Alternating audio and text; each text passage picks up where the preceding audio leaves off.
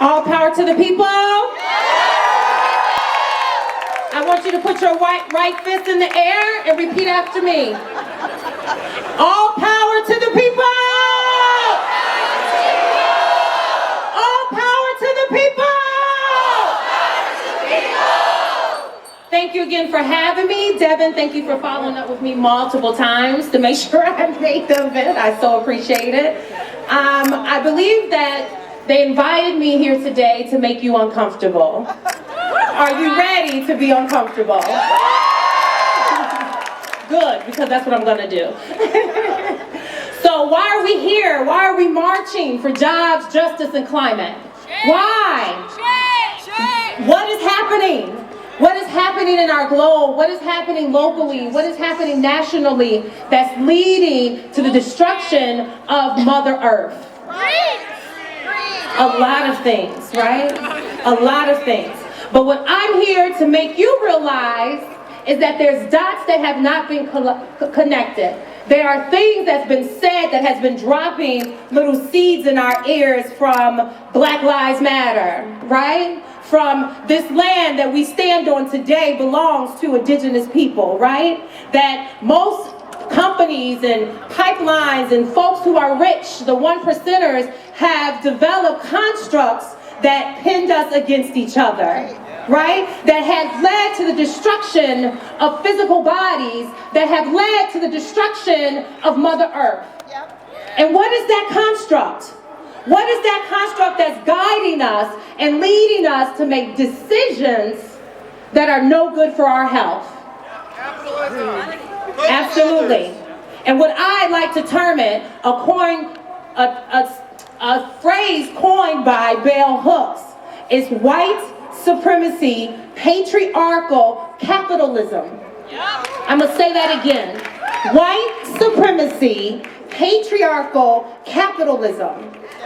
And let me break it down for you, because I'm here to make you uncomfortable, right? So when we talk about white supremacy, when I use the term white supremacy, I am not speaking about you as an individual, because racism is not binary. It's not about you being a good white person or a good white ally or someone who's down for the cause or someone who has black friends, right? Or indigenous friends or brown friends or black babies or brown babies, right? White supremacy ideology and thoughts is this idea, and it's the idea that has been interweaving into our very existence. It is a local and global system. It is a dynamic, structured and maintained by persons who classify themselves as white, whether it's consciously or subconsciously determined, which consists of patterns of perceptions, thought, speech, symbol formation, action, and emotional response, as conducted spontaneously in all areas of our lives, in all areas of people activities, including economics, health, education, wealth, religion, labor, politics, war, sex, relationships. It is always there for the ultimate purpose of maintaining the power equations of whites over non-whites, right? A planet that is predominantly made of people that are non-white. So how did we get here? How did we get to this place in this construct where 10% of the population believe that they are more dominant and superior than the other 90% of the population? How did we get here? My people, how did we get here? Well, let me start by saying that it is a construct created to keep us divided. You have been lied to, my white people. My white people, you have been lied to. We refer to this lie as the whitening of America. This idea that 1% or less of our population created to keep us divided. This idea of white supremacy that says if your skin is of a lighter hue, that you are more important than I am. You are more important than indigenous people. That you are more important than brown people. That you are more important than yellow people, for the purpose of keeping us divided. You have been lied to, my white people. And as a result of this lie, we have been divided. As a result of this lie, you believe blue lives matter more than black lives. Are you uncomfortable yet? Yes.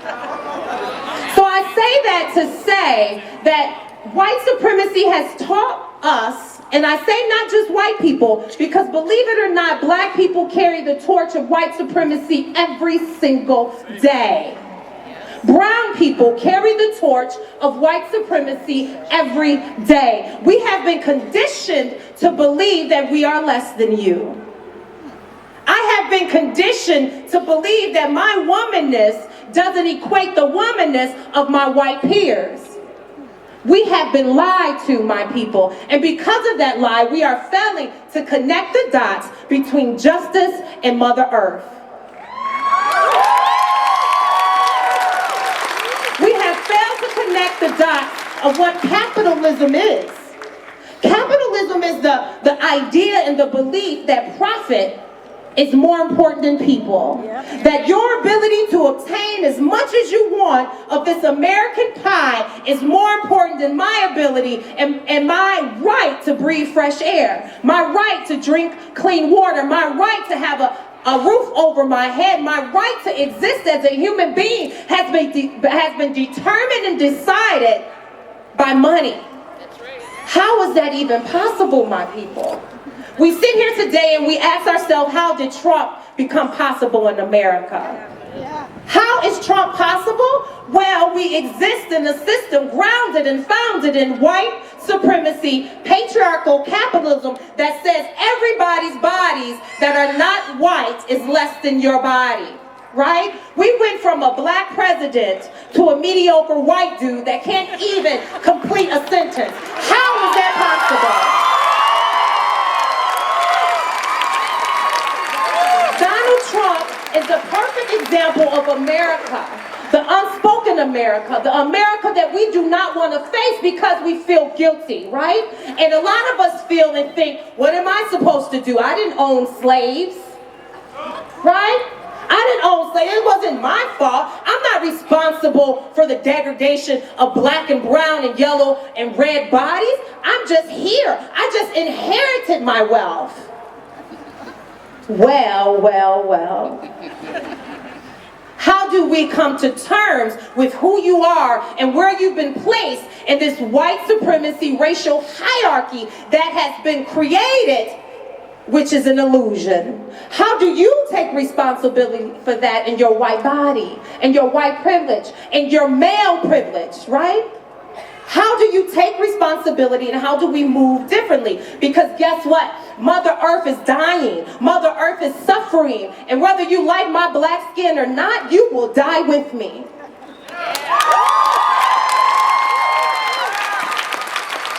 So a lot of people think and believe when you speak the truth, when you call things what they are, when you name them what they are, white supremacy, that in itself is divisive. The truth is never divisive. It's the lies that divide us. If we come to understand what white supremacy is, we understand that we've been bamboozled.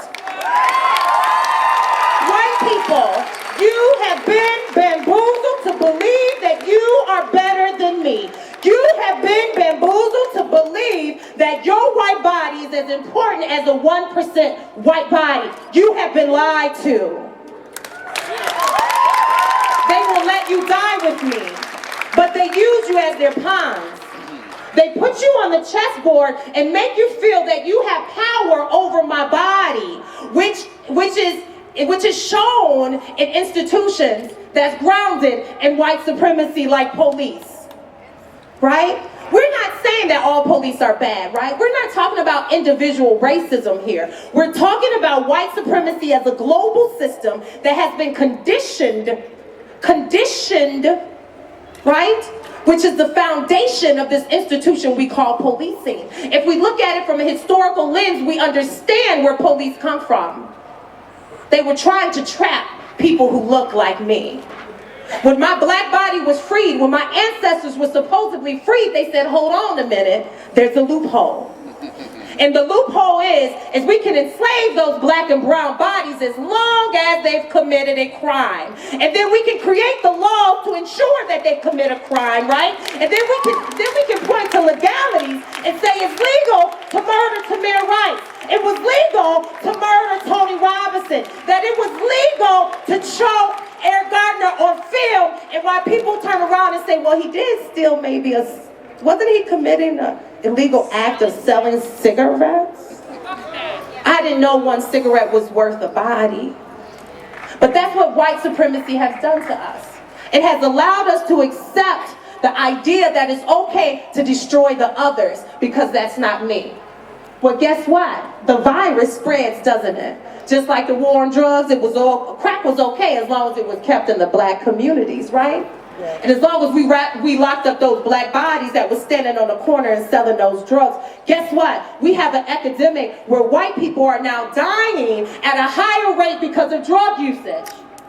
What are we going to do about it, my white people? Are we going to continue to accept the lie that your body is worth more than my body? Until you drink the water, huh? Right? It's time for us to stand up. It's time for us to drop this facade and this illusion of white supremacy. It's time for us to drop this facade that as a man, that you're better than me as a woman. It's time for you to drop this illusion that you, because you're a man in a man body, that you're smarter than me, that you're better than me, that you're faster than me, that you're more deserving than me, and that you have the right to destroy my body and take my body whenever you see fit. It's time for you to drop that illusions because it is leading to the death of our earth. Our only planet. There is no plan B, as folks have said. There is no planet B. There is no plan B. The only plan is for us to come together and act like we are of the same race. The human race.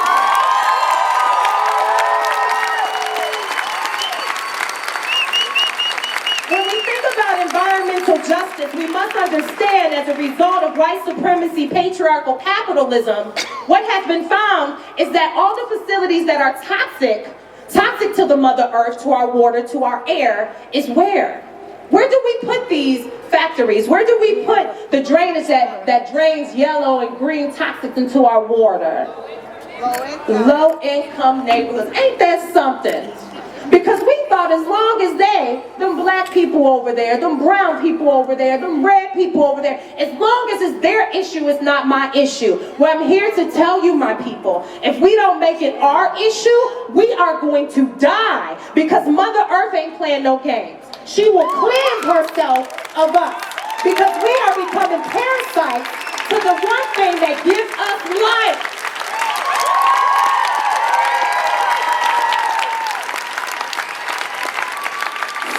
Justice goes hand in hand with environmental justice. It goes hand in hand in creating jobs and equity for all. And what is so crazy about our illusion is that we have come to believe that there is different groups of us that are deserving and undeserving. If you're black and you hold a title or power or you have enough education, we say you can come in and be accepted on the outskirts, right? But I'm here to tell you, school ain't for everybody, right? Everybody learns how they learn. Some people learn through experience. Does that make their experience less important or less applicable than your experience or your education or your degree or your resources or your assets? I would have to say no. Everybody deserves to eat. Everybody deserves to have clean air and clean water. Why? Because we are of one race. We are of the human race, my people. And we have to start seeing the humanity in each and every one of everybody, right? Like every homeless person you see as you're walking, enjoying your day and you're marching, you're stopping at the farmer's market, stop for a second and check yourself. Check how you judge them for their situations. You don't know their stories. You know nothing about individual stories or their walk in their world. So when you catch yourself judging people by the color of their skin, the way they speak, the way they articulate their words, the way they communicate, the fact that they speak louder than you when they're in public, you need to check yourself and understand the ideas of professionalism And humanism is founded in white supremacy, the idea that white culture is the right way, and the white culture is not the right way. It is not. My culture is right, indigenous culture is right, brown culture is right, yellow culture is right. That's what makes us so damn beautiful. It's the diversity of our beingness and our humanness. Are we ready to march together? Are you ready to stand up for all lives? Black lives, brown lives, indigenous lives, women lives? Are we ready to march for change and justice and equity for all?